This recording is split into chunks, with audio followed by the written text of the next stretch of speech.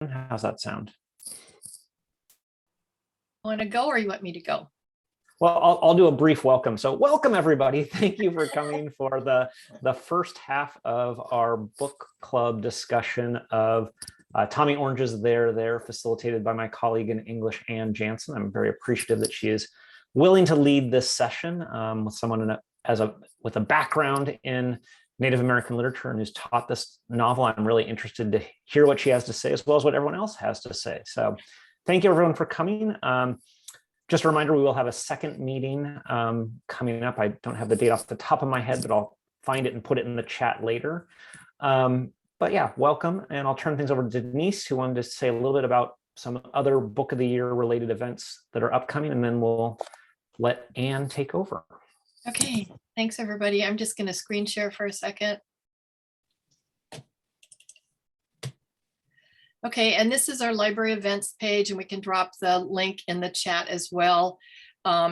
This is in terms of, we get questions about tickets for the Tommy Orange event, which is coming up on April 21st, and he will be here at the SLO PAC in person. So if you sign up and get your ticket, you have a choice of either coming to the PAC in person or watching a simulcast. Tickets are $5 plus a $175 CPAC charge. Students attend free, but they do have to let us know so that we can save a seat for them. Then we have a film screening that's free. You can read about that here. It's a documentary on Indian mascots and sports teams, or Native American sports teams. That's free as well. And here we are in our book club. And I'll just go down here for a minute more. So here we are, and this is the next date where we'll be hearing from Anne. So April 6th. We do have a little reader's guide if you want to look at that. If you didn't read the book or you're thinking about is it worth reading or not, you can look at that. And there is free ebook access to the book if you have a Cuesta email account. So anyway, welcome, and we hope to see you at some other events. Well, I'm really excited to be here with you all. I wanted to share the land acknowledgement. So, Cuesta College acknowledges that our campuses occupy the ancestral, traditional, and contemporary lands of the Salinan tribe, also known as the Tepota'aho, people of the Oaks. We acknowledge that Californian natives and indigenous peoples across the United States have been subjected to settler colonialism in the forms of slavery, genocide, mismanagement of natural resources, and forced removal, particularly but not exclusively in the violent period of the California missions. Whereas the annihilation efforts of settler colonialism sought to erase indigenous peoples, their languages, and cultural wisdom, we heretofore acknowledge the indigenous history of this unceded land San Luis Obispo County Community College District and Cuesta College is a guest on. In so doing, we present a more accurate and truthful understanding of our present moment and future opportunities for healing. This unceded land Cuesta College occupies is essential to all of our well-being and community collaborations. So with that in mind, which I think, complements Orange's book very nicely, just thematically and politically. Is there a place that you would like to start discussion? There are a number of discussion questions. I don't expect us to get to all of them, just giving you options. Did anyone have any particular place that they wanted to begin? Or would you like to do introductions before we begin, since we have a small group? Yeah, that sounds good. Okay. Do you want me to call on you all? Is that easier? Sometimes it's like weird. Okay. So you know me. And Denise, did you get to introduce yourself? And then Denise, I'm one of the librarians at the SLO campus, and I'm on the Book of the Year committee. And Matthew? Hi, everyone. I'm Matthew Davis. I'm in the English division. I'm on the Book of the Year committee, and I'm a coordinator for faculty professional development. Thanks for being here. Karina? I'm Karina Love. I'm the chair of the Library Learning Resources and the chair of the Book of the Year committee. Elizabeth? Hi, I'm Elizabeth Swart, and I teach nutrition and culinary arts. Nice. Rosemary? I am Rosemary, and I teach in teacher preparation. I'm the faculty lead for elementary education. Nice. Carla? Hi, I'm Languages and Communications Department, part-time faculty for 21 years now. I'm at Cesslock full-time during the day, so that's where I'm logging in from. Nice. Sharon? If you're there. I don't know, your screen's muted. We'll come back to you. Bruce? I'm Bruce Silverberg. I'm a civilian instructor emeritus of architecture. Oh, nice.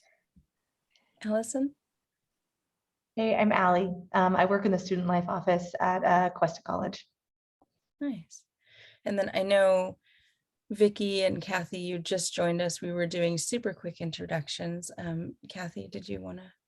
No, I tried like 12 times and I couldn't. They kept saying it was an invalid number, ID number. And finally on try number 13, it magically connected. So sorry to be late. No. I was emailing Denise and Karina like crazy. Help me, help me. Did you want to introduce yourself real quick? I'm Kathy Myers and whoop, now I lost the picture again. Are you there? We can see you. I can't, yeah, all of a sudden everything disappeared. Well, I'm Kathy Myers. I'm on the Book of the Year committee and looking forward to this because I'm leading a book discussion on this book for the Paso Library in a couple weeks. So I really want to hear, but yeah, I have no video at all. I'm not Welcome, Kathy. Yeah, thank you. This isn't going well so Well, we far. can hear you and we Yep. can see you too, so don't do anything too silly. Okay, I think I'm gonna close it and try again because Okay. somehow this just isn't working for me, but Oh, let me Quick try. closing. Oh, there we go. quick- Wait. Okay, I got that now. There we go. all right. Okay, I'm not touching anything. And then Vicky, did you want to introduce yourself real quick? Oh, you're muted.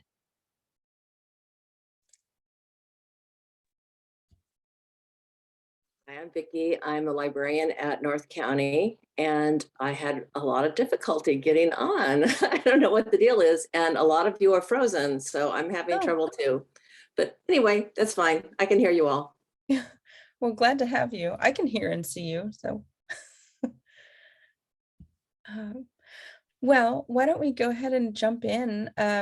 Is there any particular place you would like to start? I mean, otherwise we can sort of move through some of the discussion questions on offer, but if there's a particular place you're gravitating toward, let's start there.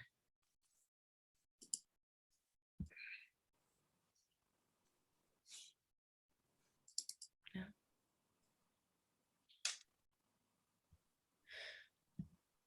All right. Well, then maybe we can just begin. I'll put them in the chat too, just one at a time, but might as well start at the beginning. So the book's prologue does offer a critical perspective on urban indigeneity. Do you have any thoughts about the prologue, especially as it relates to the characters and events in the novel so far? Maybe how do you think it serves to frame the novel it precedes? Yeah, Denise. I just, full disclosure, I read this 3 years ago and I've just kind of been skimming it in the last couple of days. I just reread the prologue. And wow, it seems to really sum up the entire book. I mean, you could almost just read that and you don't need to read the rest of the book in terms of understanding the themes, the message. It's pretty strong and poetic. Yeah, Matthew. Yeah, I think this is my third time rereading the novel and getting ready, as I mentioned, to start teaching it after spring break. And so one thing I think that I didn't remember as I picked it up this time was that the prologue even existed, right? Because I get focused on the interconnected stories, and I really like how Orange has structured the rest of the novel, that's where most of my focus and attention goes. And you kind of end up forgetting there's this whole lead in. And so this time reading it with the anticipation that soon I'm going to have to teach it, I was trying to think like how to work with my students on this. And one thing that I thought was really interesting about it is it does provide, as Denise said, like all the background that you need to know, a lot of the context. But I was also seeing like some other really interesting connections that I hadn't noticed before. And, one that just stuck out to me, it's, I think, the first thing that Orange talks about, which is, that old symbol of the Indian that used to show up on televisions late at night. And I just, in now rereading the rest of the novel and getting into the various chapters devoted to individual characters, it's striking how much like images of other Indians or images of the self, and how often that is seen in the television, all these reflections upon reflections keep coming up in the novel itself. And so I was really enjoying those aspects. Yeah, and Rosemary, you have your hand up. Yeah, thanks. And I've been doing a lot with children's literature and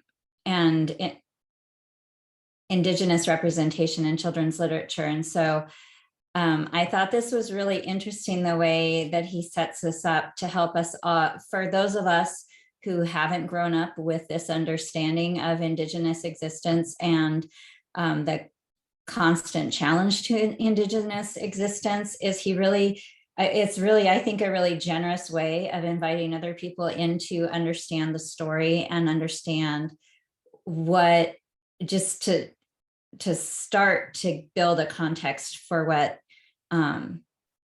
goes on, and the whole concept of the urban Indian.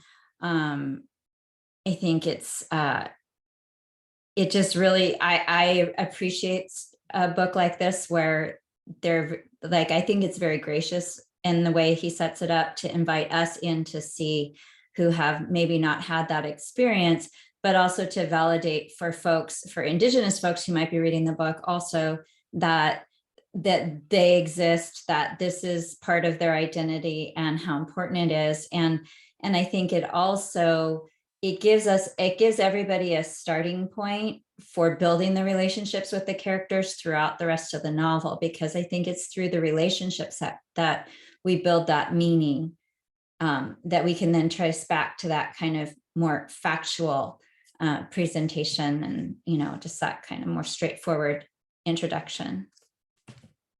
Yeah, absolutely. And Bruce, you have your hand up?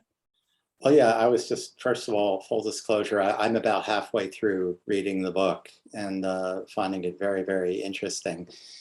As for the prologue, my one thought, it was unusual, not totally unique, but unusual to see. And I'm trying to recall the term, is it dramatis personae, the introduction of the characters, very briefly, and then this longer prologue.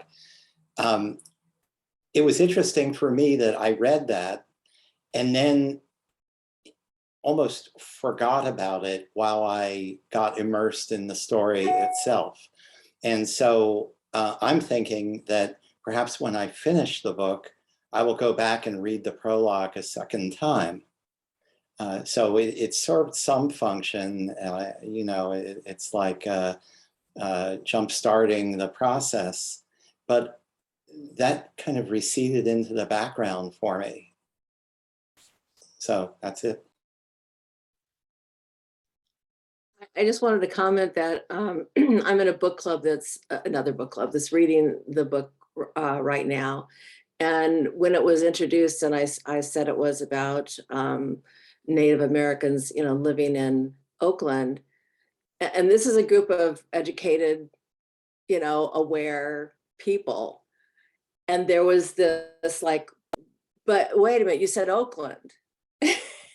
And I was like, yeah, they live amongst us. And I think, we grew up with the cowboys and Indians and the images and the logos, and it's sort of like that otherness, and you hear about them living on the reservations, and you just, I think there's a perception that they're all living on reservations or something, and that there aren't communities in urban areas. So, even this is just that alone is an eye opener for some readers. Yeah, absolutely. And I feel like some of our characters are really overtly struggling with that, right? When they're like, but am I, like, do I count? Because like I'm from Oakland, right? Yeah, I love the prologue because I don't know, I've actually assigned it just the prologue in when I teach US ethnic studies. When we talk about indigeneity in the US, like I love this prologue for that because one, it's so short and it's so like just, the pacing is so nice, it's so accessible, but then he really gets at some complex ideas about representation and some of the histories, like termination policies, um and then getting to that last section that he's subtitled urbanity, right? Like I really like how, I don't know, it just opens up discussion in the classroom in such nice ways for some of what you're talking about, right? Where people are like Oakland, come again? Because like looking at what Denise said in the chat, like, yeah, like like Longmire, like this idea of like where Native peoples seem to be in the imaginary of the mainstream, right? So yeah. Yeah, other thoughts about the prologue? I was thinking along that same line. I mean, having grown up, I'm 74, so I grew up with the brand new TV first on the scene. It was all cowboys and Indians, and we created this image. But now we've sort of disappeared them again. We act like they're not there, and it's sort of this almost the same thing. We've erased them again just by not acknowledging that they're among us.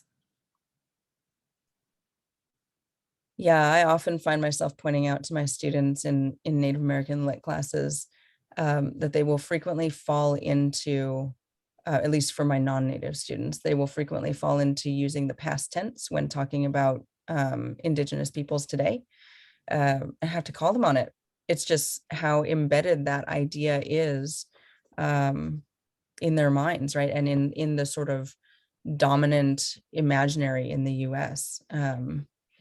Which I love how Orange engages with that. Like, I just think it's really, I really enjoy it. Yeah. Any other thoughts in this vein? I want to make sure people have an opportunity to speak if they have ideas.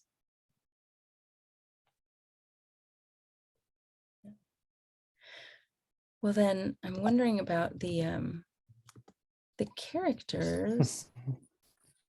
I was muted, Anne. I was going to add one more thing, which was just go ahead. Rosemary's comment in the chat about like the idea of like sort of some of this move as part of an effort to erase that identity. I love how Tommy Orange acknowledges that on page 8, where it says like getting us to cities was supposed to be the final necessary step in our assimilation. Like it was supposed to make them invisible, and the fact of most of these characters' existence is like, well, they're clearly not invisible, right? Yet they're in a place that was not sort of built to acknowledge their existence. And so it was just a nice tie-in with what Rosemary put in the chat. Yeah, I love to related to that they call the coming powwow, the big Oakland powwow. Like the assertion of presence is really, I think it's so nicely done in like large and small ways throughout the text. Yeah. Well, we do have, Bruce, you alluded to that, list of characters at the beginning, which like every time I encounter that, I'm always like, oh, this is overwhelming. I'm going to start reading first. I don't know, but there is such a large cast of characters. And are there any you're particularly drawn to? Just curious about, what is drawing you to certain characters, if that's true for you. And, possibly relatedly, how do you think the novel's format with the sort of shifting narration influences the story or stories that Orange is telling? So, I've popped that in the chat. You can answer any or all of it, whatever speaks to you. But yeah, where are you with all the voices here? Could I make one? Can you guys hear me? Yes. Okay, great. I just wanted to say that Native Americans haven't really been invisible. In my world, I grew up in the Pacific Northwest and British Columbia. And I've always, I mean, growing up in the school system, you know, been with Native American students. And I also remember I lived very remotely in British Columbia at one time. And when we had to go to the nearest town for groceries, passing the reservation. And reservations always seem to be stuck out in the middle of nowhere and in places that people don't really want to live. That's where they seem to be. But this is just for me, I appreciate their culture so much. And that's one of the reasons why I wanted to read this book. And I like it so much and totally relate. So I was going to say, you know, but I will say, maybe amongst us, they are more invisible, but from where I came from, they weren't. I mean, so I guess it depends on where you live and if you live near a reservation or not.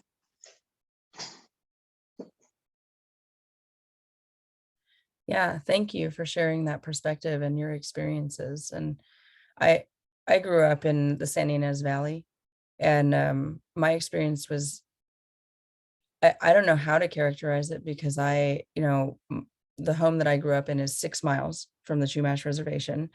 And I danced with a young woman who grew up there. And I know a couple of the people that I went to school with are Chumash, but it was also like no one acknowledged this or mentioned this, or it was a weird kind of tension between like the obvious presence of Indigenous peoples and the just complete silence around indigeneity, just here in this community. So I think, yeah, I think it's really the unevenness there is really telling. And Rosemary, I see you said in the chat, if a people is invisible or dehumanized, it's easier to justify taking their land, people, and resources.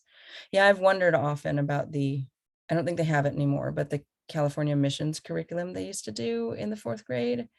I love the reactions that just happened, like I saw.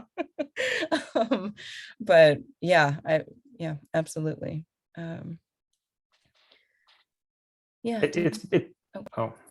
was gonna say, at least in my experience, my daughter went through that 4 years ago, the mission, and it's been upgraded at least. It's no longer about like, let's build a model out of sugar cubes and just make it look like a mission. And, you know, she relentlessly talked about, and I remember one of her assignments was like, what were the good things that happened from the mission system? And she like, nothing, right? Like she was able to like voice that, whereas I don't think the curriculum, from what I've heard, was set up to embrace that before. And it was very limited and crafty. It's still limited and crafty in North County. I know Janelle Navarro just worked on, was part of revamping that curriculum. I'm a recovering 4th grade teacher, so I've taught that curriculum quite a bit. And I was just, I mean, talking about the missions, I mean, there's so much that's embedded in our educational system to dismiss and disregard and erase the contributions and the existence of these full civilizations. And so I think, again, I don't know if you're familiar with Rudine Sims Bishop talking about how books are windows, mirrors, and sliding glass doors. And so they're mirrors when people see themselves in the book. It's children's lit, so sorry, I'm bringing that in here, but as you know, a mirror, can you see yourself represented? So this book is a tremendous mirror for a huge cross-section of Indigenous peoples, but it's also for me as a white person who has less experience, but I do have friends who are Indigenous. It's like this free opportunity to learn and to get a better understanding of their lived experience of being erased, of being, of having their culture appropriated, assimilated, whatever, and taken away from them. And so like, it's really been interesting reading the book and seeing how a lot of the things that I've been doing a deeper dive on lately, like blood quantum, like Alcatraz, like the concept of powwows and all of this are he's putting it all together like a movie for me to watch, that I don't have to put labor on my friends to tell me, and it's right here. So yeah, there's a lot going on, and it's just an opportunity to read critically versus just like absorb what we've been spoon-fed through our education. So sorry, I keep talking. No, don't apologize. And Denise, you have your hand up. I was just going to piggyback off of Alcatraz. I remember that I grew up in the Bay Area, and I must have been in junior high, and it was a big news item. I don't really remember more than that. You know, it was something you followed. It was interesting. It was kind of riveting. You wondered, how did they get food to the island? You know, how, you know, it's cold and windy, you know, that piece of it, but I don't remember really any more than that. I know there were kids in our school system that probably had some Native American background. They may or may not have shared that at that point when it was a news item. But yeah, I would say my interaction with known Native American members is pretty sketchy. Only those that self-reported. And Kathy, I also saw your hand go up. Yeah, I was just going to mention my one of my granddaughters was in 4th grade last year, excuse me, and they live in Santa Rosa, and she did her whole 4th grade on Zoom. So I was up there part of the time, including when they were doing the what formerly was the Build a Mission out of sugar cubes unit. They still had a pretty sound significant unit of study on the missions and on the history of Indigenous people in California. But so I looked through the writings that I could find from the teacher, and then listened in a couple times, and I was impressed. It made me sad at how my own children, how it was presented to my own children growing up. I'm not from California, so I didn't have that curriculum. We talked about the Michigan Indians, but in a much less formal way. But anyway, this was a kind of a parallel track, that one was not pushing the missions aside, or, you know, they were acknowledging that. They talked about the architecture, the history, but they were very truthful about how the missions were set up. And the 4th graders, I talked to Sonia, my granddaughter, about it afterwards. How do you see all of this? And she was right on. And I thought, what all they're getting, at least from this particular school in the curriculum, is very, very different, and acknowledges the truth, doesn't try to belittle it or hide it or say, well, now we know that it wasn't how we used to teach it, so let's just move on to something else. They really delved into it, but at a very appropriate level for 10-year-olds. So hopefully that is happening throughout the state. I don't know, other than what I saw from my granddaughter, but it was, they have certainly turned that into a different experience than what it used to be, which was good. Somewhat reassuring, given that I have a child who will in a few years be hitting that mark. I'm like the queen of like, and how much violence in the history should I talk with you about, little 4-year-old?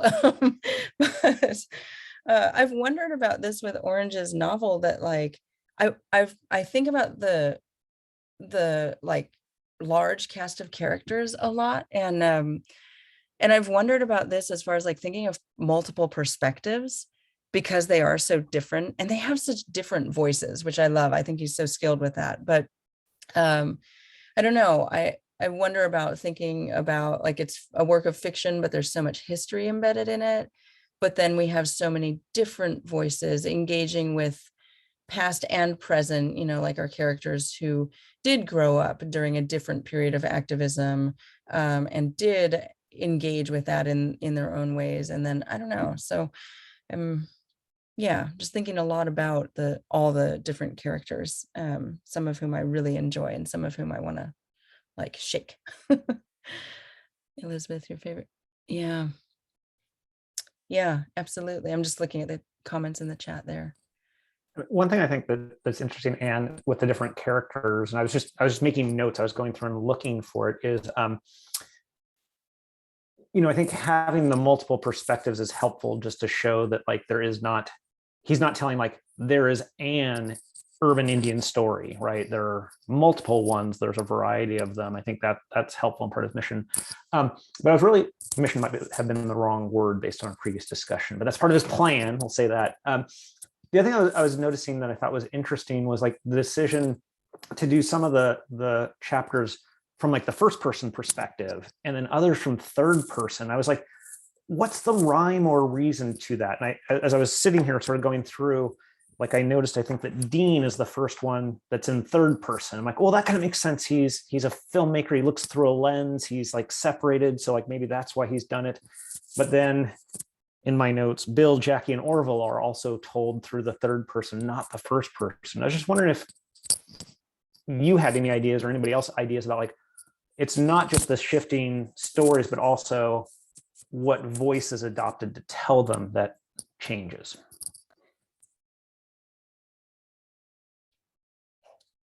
Yeah, that's really interesting. I hadn't tracked which characters had the first person or the third person. Now I want to go back and like look at that with more like with some thoughtfulness. Because I think that, yeah, it's interesting to like close that distance, right? Yeah, Kathy. I thank you, Matthew, because that actually, as I proceeded through the book, it became easier for me. But early on, I found it, but the first half of the book, I found that very confusing. That some characters were in first person, some were in third. I didn't go deeply enough to think, why did he choose to do that, other than the one who was the filmmaker. But it caused me some issues in staying on track with the characters and the story for a while. And a couple of my friends who read it in one of my book clubs none of them finished the book. None of them liked it. And that was one of the reasons that came up. Someone said I could never get into the characters because I couldn't figure out who was who and how, and he dealt with each one in a different way of writing. And I just finally threw up my hands. And that didn't bother me, but it didn't prevent me from wanting to finish the book, but I did find it confusing.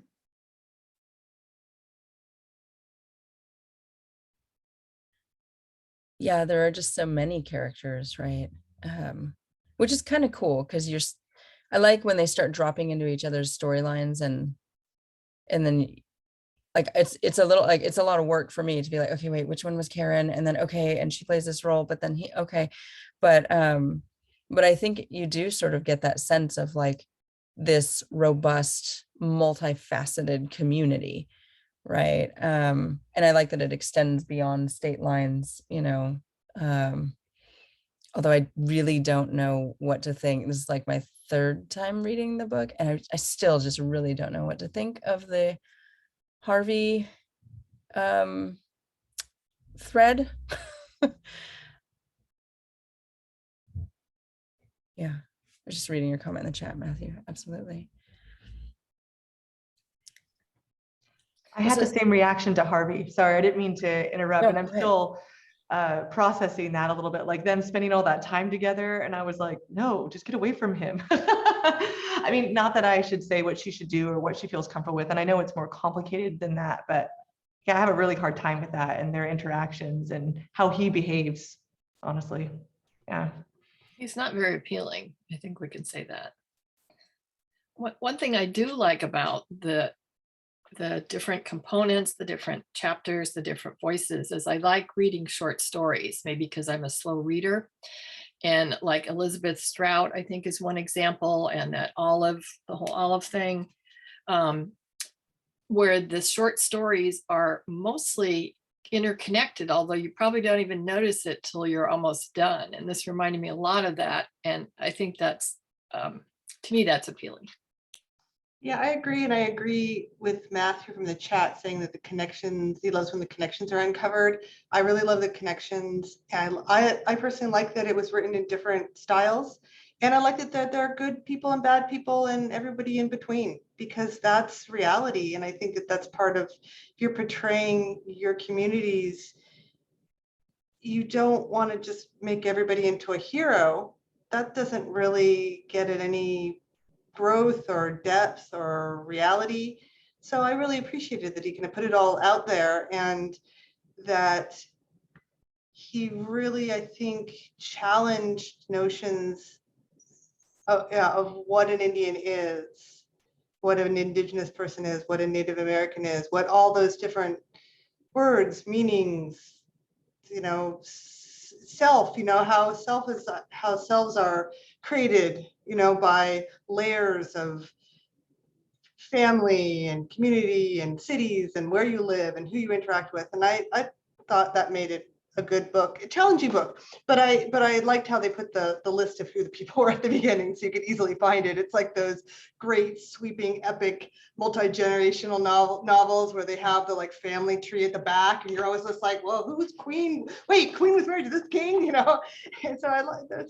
I bet they had him. That would be a good question to ask when we talk to him. Did your editor ask you to add that in at the end? I had a comment.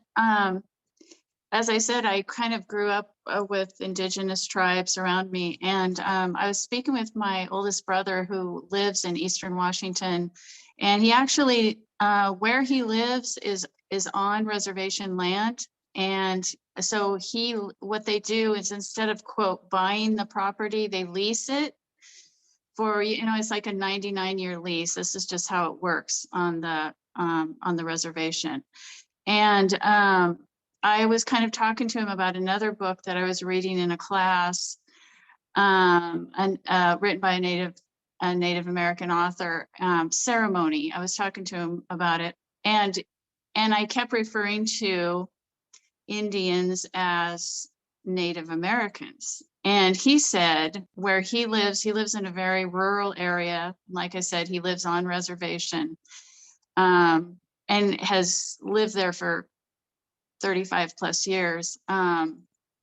He said that the Indian tribes there, which I think are the Nez Perce, laugh when they hear people say Native American, because, and I said, why? And he said, because they just call themselves Indians. And it's like, the way I took it, and this could just be an isolated case, was that here we are, the white educated people, trying to give names to what we think will better fit them, in parentheses, if you know what I mean.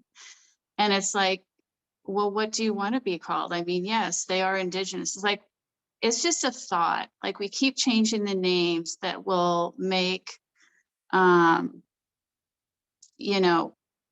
don't know if it makes academia feel better, or if it makes white people feel better, or if it makes Native Americans feel better. I don't know. But I did note what you said, Matthew. Thank you. I think you said page 136.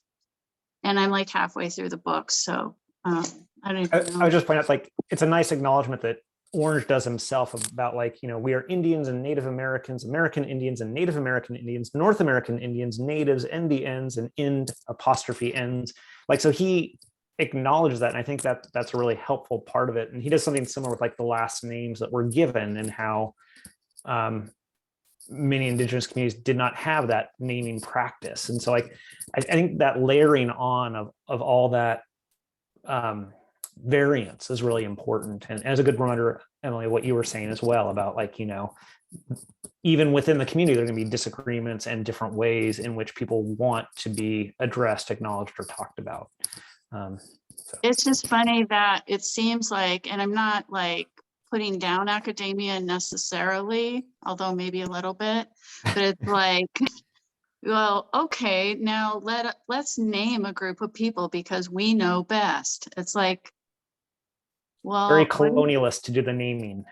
Yeah, exactly. And it's like, well, now you changed our names again. First we were Indians, then we were Native Americans, now we're Indigenous. It's like, but what you said about, I will totally read that with, with thought. So, and it sounds like, at least where my brother lives, they scoff at it. It's like, okay, you're giving us another name, whatever, we're Indians.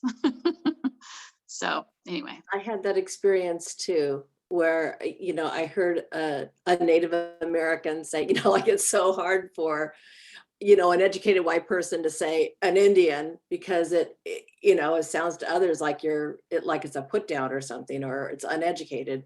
But the Indian said, we're Indians. That's how we see ourselves. We're Indians, like cut it out. But I have to tell you, once I went to India in January of 2020 and spent a few weeks there, it was really hard to come back and not see the word is just like such a joke. I mean, it seems so inappropriate. Thank you, Columbus. I will say one thing, that in Canada where I lived at one point, there was a lot of Sikhs, S-I-K, I don't know if I'm saying it correctly, S-I-K-H, Sikh religions, people from, I believe, Pakistan.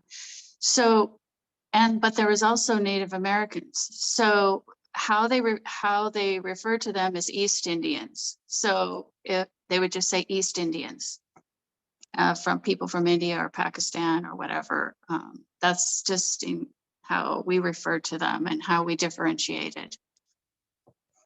But I can see what you're saying about if in India, yeah, how, and I haven't, it seems like in the back of my mind, I have read how the term Indian came about. Probably you all might know that, but that would be an interesting thing to look for too. Bruce, I see you have your hand up. Yeah, well, as the quote that Matthew put in the chat, expresses very well, in a way, this discussion, which has parallels with, the descriptors that are used and go in and out of vogue with other racial groups as well, racial and sometimes ethnic groups. In a way, there's a tendency, especially if whatever the group, it's the subject of a discussion happens to be, if it's other to the people who are now referring to them, we have maybe, whether it's a hardwired tendency or just our own cultural illiteracy, to make the other something monolithic and think that there's one catch-all term to characterize them. At the same time, there's a point where we almost would rather sit and debate about what is the right term, the term du jour, to talk about somebody out of political correctness or deep conscience, whatever one wants to call it. And that discussion often totally bypasses any substantive issues. It's almost a way of not talking about who the people really are and what they really face and what their struggles might be. So I think that academia does a very good job of creating all these diversions so that we actually don't get down to the important stuff.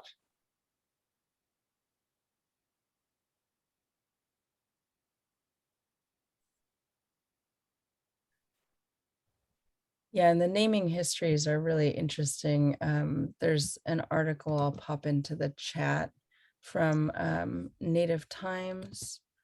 If you want to look at it, it's called Native American versus American Indian, Political Correctness Dishonors Traditional Chiefs of Old. And so it's, for what it's worth. It's published in 2015, so it's not particularly new, but one of the things it underscores is like, well, there's self-identification, then there's externally imposed labels, and then there's also, activists over the years, and mostly they're looking at Indigenous activists who endorse, one label or the other for various reasons. So it's kind of an interesting piece if you want to think more about those the sort of labeling issues, right?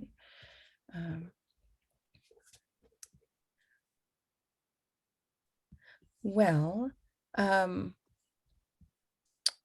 do you want to go? We have just over 10 more minutes. Is there anything? Yeah, Elizabeth.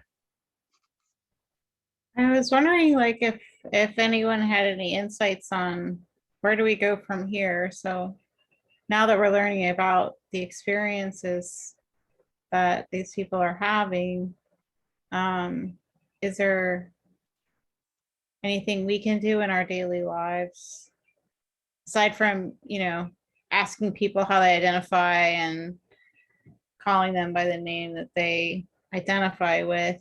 Like, how can we change our system so that we, support like reparations or recognition or support or transformation? Rosemary, your hand went up. Well, I have some ideas on that. I mean, as educators, for those of us who are teachers, we can look for ways to incorporate this type of this identity as a lived experience throughout our courses without objectifying or tokenizing, and just weaving in opportunities to talk about the contributions and find examples in our readings and such. I mean, in elementary education, I have my students read about the history of education, and I have never had a class where people had actually read about Indian boarding schools before they get to my class. Okay. So by intentionally including those things, because they're not in most of the books. So the original text that I had for teacher preparation mentioned that the mission schools were part of the Catholic mission system, and then they went to public schools, and with no real critical analysis or conversation about the history and the oppression that was involved in that. Another thing that I actively do is when I do presentations or talks, or even just in my class, I make sure to let people know about the local efforts. And we are literally sitting on land that we can, I don't know if you call it reparations, but the Chumash Heritage National Marine Sanctuary is under, is underway right now, and getting that designated. I don't know that I would call that reparations, but for my part, I've been doing what I can to contribute financially and also to show up for that. And I think that's like something that we can model for our students that has a direct impact. And sure, it's interest convergence, because having that sanctuary is going to make the ocean nicer for me too. But when I talk to my friend whose family is from Avila and sees that their village is, has been taken over under the water there, that's their sacred land, that's their ancestral home. And so that's something we can do and make real, because it's like happening right now. And just and simply finding opportunities to talk about this and engage with students in conversation, and to question the things that are just put in front of us. Like Elizabeth, I bet Violet would come and do a cooking class with you, because she does that. She loves to do that. She does classes over at the Botanical Garden where she shares her indigenous foods, and she loves to cook. So, I mean, it's that kind of thing, is like looking for connections, and they're here, and there are different people represented. And that's the thing, is like the Chumash people are not a monolith. There's a lot of division amongst the Chumash people locally. And so we need to be aware of that and understand that. And then there's overlapping claims to the land over the years. And all of this division comes from the federal government placing these white structures onto people whose ways of knowing and being don't conform. And so it's been effective. It's sown division amongst people who could be united. So those are just some of my ideas. And I also think there's something, depending on the course you're teaching, you may or may not be able to focus, right? Like if I'm teaching a composition course and I really need to make sure students have certain skills, and it's all about the research and the writing. And I think there's also something to be said for just normalizing BIPOC voices. You know, I never say anything about it unless students ask about it, but they don't usually. But in classes where the curriculum is not, it's about the skills and less about the content of, you know, like if I'm teaching Native American literature, I'm obviously explicitly talking about this, right?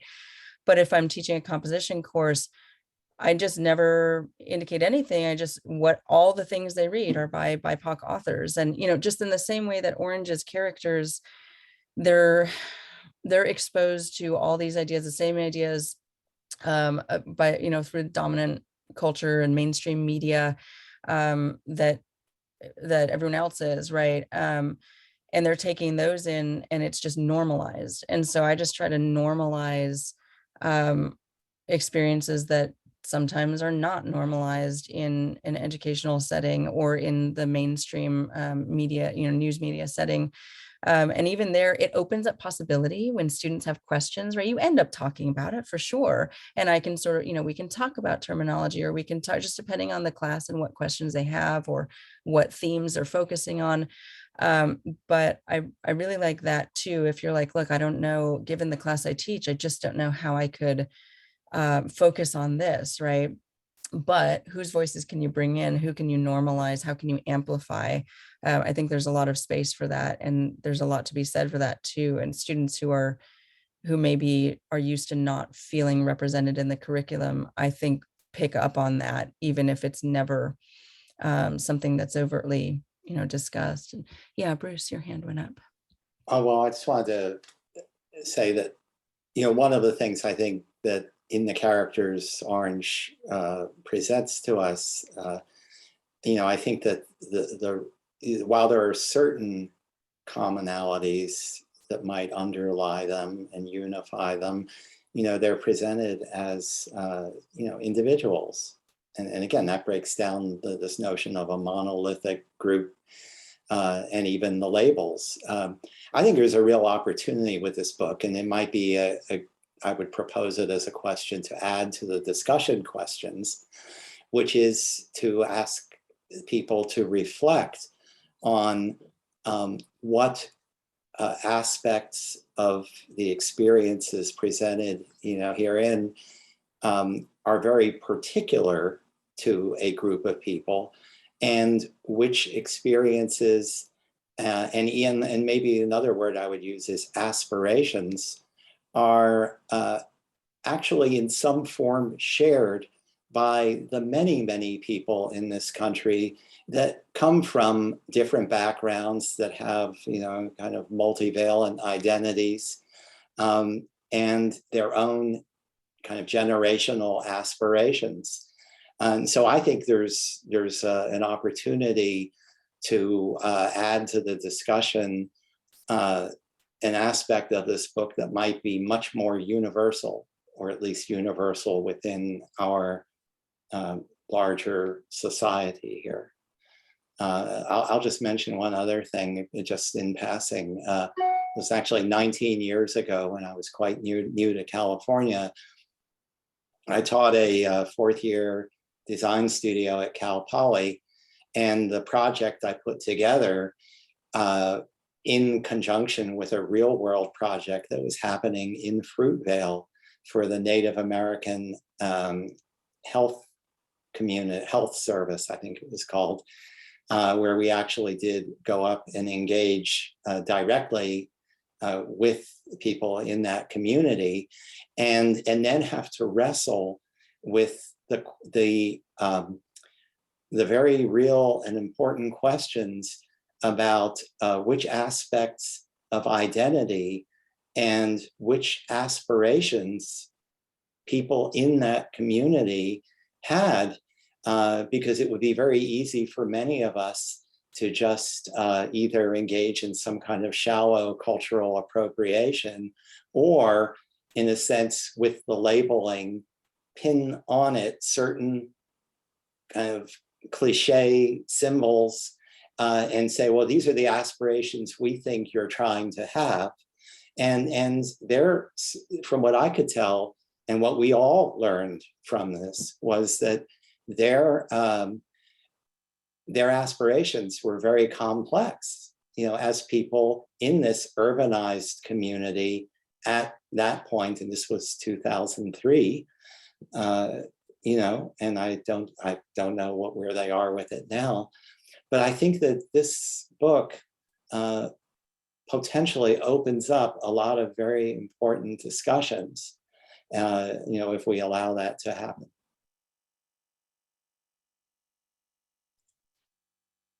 Yeah, and this book has been hailed as like possibly signaling a new Native American literary renaissance, along with a couple of other authors. The first one involving authors like Leslie Marmon Silko, who wrote Ceremony, and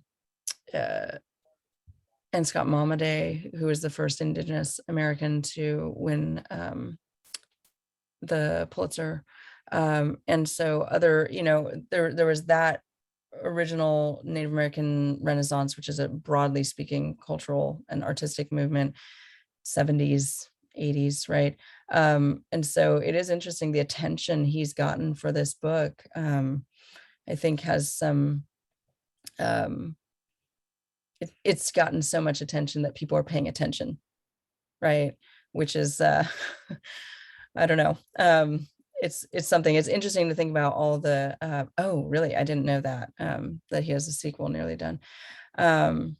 Yeah, absolutely. And so I wonder, like, just with the proliferation of voices, right? One common thing people talk about in discussion of, generally speaking, US ethnic literatures is, the weight that's put on individual authors who make it into the mainstream is tremendous, right? Like the example typically given is no one would read Hemingway and say, wow, the white experience is so whatever, right?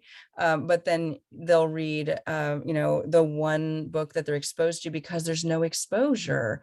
And they'll be like, wow, that's the Black experience in the US, or the Native experience. And so this proliferation of voices, like, I think there's some real potential, like you're saying, Bruce, with like the book itself and all the voices it sort of has in it, but then also all the other voices who are being recognized in this particular moment. It's very exciting. I want to be mindful of time. It is 1 o'clock.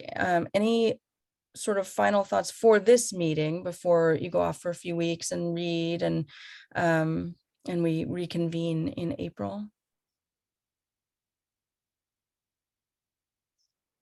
No.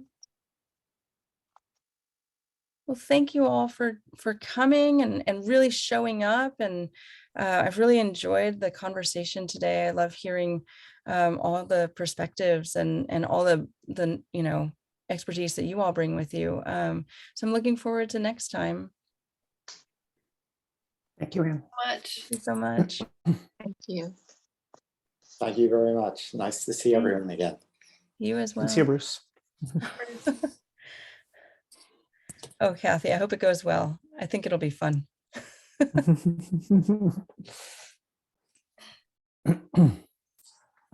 All right, guys. And the recording will come to you, Anne. So